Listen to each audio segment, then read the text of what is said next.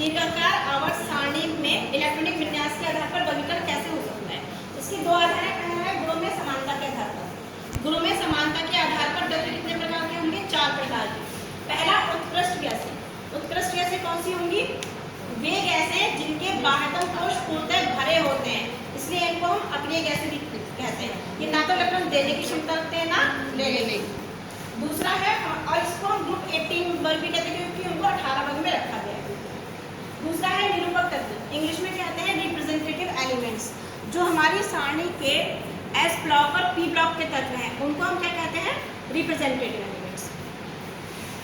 और इसमें हमारा केवल बाहरी एक कोश अपूर्ण होता है।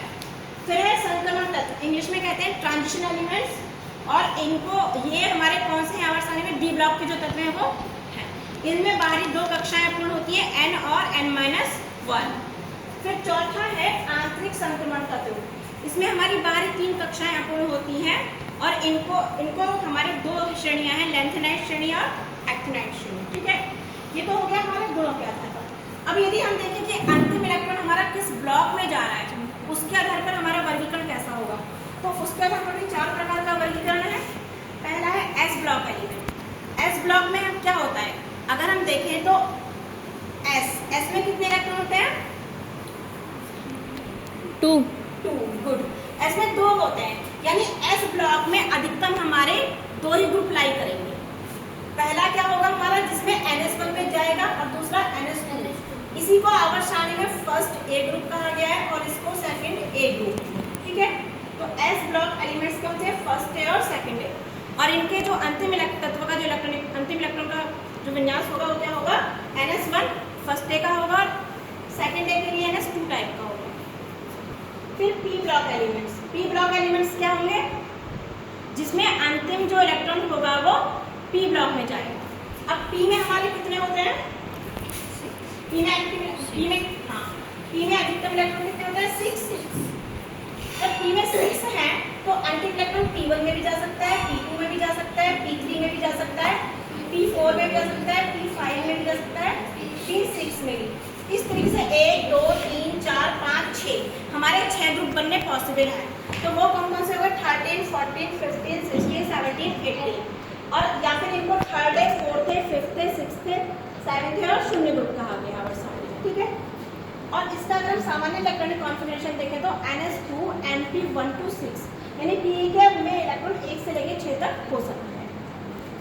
फिर D block elements. D block को हम संक्रमण तत्व भी कहते हैं। जैसे आपने सैंडविच देखा है, सैंडविच में क्या होता है? ऊपर ब्रेड, नीचे ब्रेड, बीच में बटर या कुछ भी आप फिलअप कर सकते हो। तो ये भी हमारे आवर्त सारणी में कैसे रखा गया है? इनके बाईं तरफ एस ब्लॉक एलिमेंट्स हैं, दाईं तरफ पी ब्लॉक एलिमेंट्स हैं और बीच में इनको डी ब्लॉक में सैंडविच रखने की जरूरत है। तो इनको हम संक्रमण तत्व कहते हैं।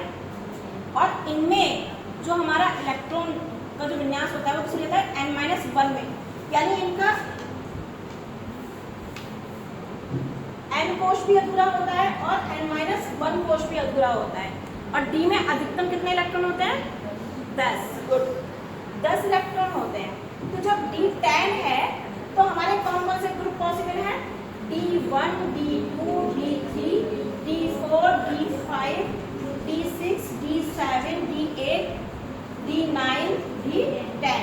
तो ये हमारे कौन कौन से 3 से लेकर के 12 तक के जो हमारे ग्रुप हैं वो क्या कहलाएंगे? हमारे संक्रमण तत्व। और या फिर इसको 3rd B, 4th B, 5th B, 6th B, 7th B, 8th, 1st B, 2nd B, इस तरीके से रखा गया है। ठीक है, फिर आए हम, और इसकी 4 श्रेणियां हैं, 3D श्रेणी, 4D श्रेणी, 5D श्रेणी और 6D। अब लास्ट आया हमारा F ब्लॉक। F ब्लॉक हम किसको कहते हैं? जिसमें अंतिम इलेक्ट्रॉन F ब्लॉक में फिलअप होगा। और इसमें हमारी कितनी श्रेणियां कितने पॉसिबल है? 14, है ना, क्योंकि F में 14 हो गए हैं। तो लास्ट इलेक्ट्रॉन F1 में भी जा सकता है, 2 में भी जा सकता है, 3 में भी जा सकता है, 4 में भी जा सकता है, 5 में भी, 6 में भी, 7 में भी, 8 में भी, 9 में भी, 10 में भी, 11, 12, 13, 14। इसके अकॉर्डिंग तो हमारे इसमें हमारे कौन कौन श्रेणी में? 4F श्रेणी और 5F श्रेणी।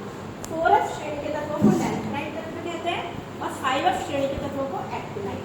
और इसमें हमारी अंतिम 3 कोश इनकम्प्लीट होते हैं, N-1, N-2। अंतिम इलेक्ट्रॉन किसमें जाता है? N-2 में। ठीक है, और इसको संक्रमण तत्व भी कहते हैं, जो हमने पहले